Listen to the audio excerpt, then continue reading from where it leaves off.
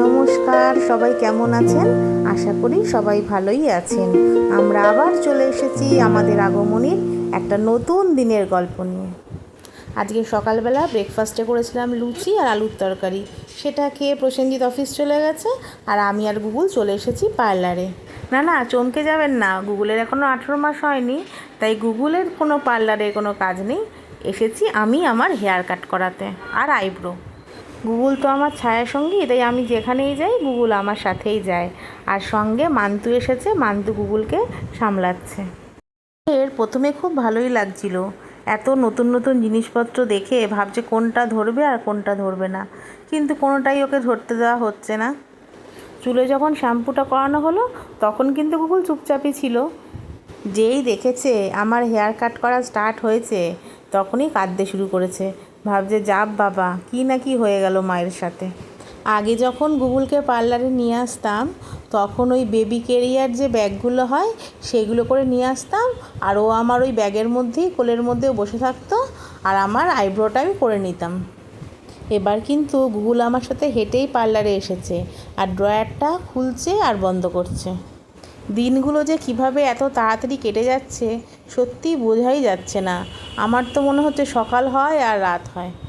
এবার আরেকটা পরিবর্তনও হয়েছে জানেন তো, আমার ভাবনা চিন্তার। আমি যখন আগে পার্লারে আসতাম তখন ভাবতাম যে এই রে, শ্যাম্পু করে আসলাম তাও আবার শ্যাম্পুর টাকাটা নিয়ে নিল, হাসি থাকলে কি হবে, মনে মনে তো ভাবতাম বেকার 100টা টাকা নষ্ট হলো। তারপরে যখন শ্যাম্পু করছে তখন ভাবতাম এই রে, এত জোরে জোরে শ্যাম্পু করছে, মাথায় তো 2-4টে চুল, সেগুলো নিয়ে বাড়ি ফিরবো তো। এইবার তো গুগলকে অ্যাটেনশান দিতে দিতে এসব কিছু ভাবনা চিন্তার সময়ই পাচ্ছি না। আমি যখন পার্লারে আসি না, ঠিক বলবেই আপনার চুলটা খারাপ হয়ে গেছে, এই ট্রিটমেন্ট করতে হবে, ওই ট্রিটমেন্ট করতে হবে। এবারও না বলেছিল বোটক্স বলে একটা কি ট্রিটমেন্ট বলল, ওটা করতে হবে।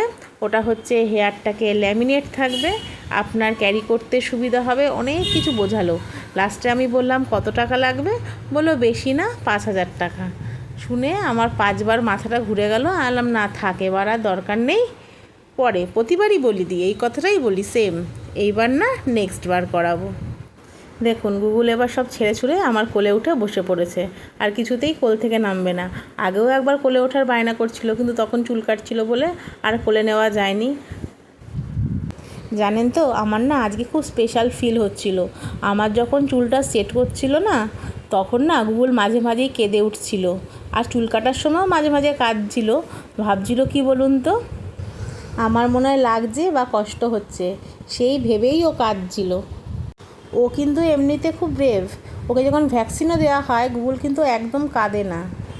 গুগল তো বড্ড ছোট, তাই বলে উঠতে পারে না, কিন্তু ওর অ্যাক্টিভিটি দিয়েও বুঝিয়ে দেয় যে মায়ের কষ্ট হলে ওরও কষ্ট হয়। এই যে ছোট ছোট মুহূর্তগুলো, এইগুলোই তো জীবনের শ্রেষ্ঠ পাওনা। আজ তাহলে আসি, আবার আসবো নতুন দিনের একটা গল্প নিয়ে। আজকের গল্পটা যদি আপনাদের ভালো লাগে অবশ্যই একটা লাইক, শেয়ার আর কমেন্ট করবেন, আর সাবস্ক্রাইব করতে ভুলবেন না কিন্তু। ভালো থাকবেন, সুস্থ থাকবেন, আনন্দে থাকবেন।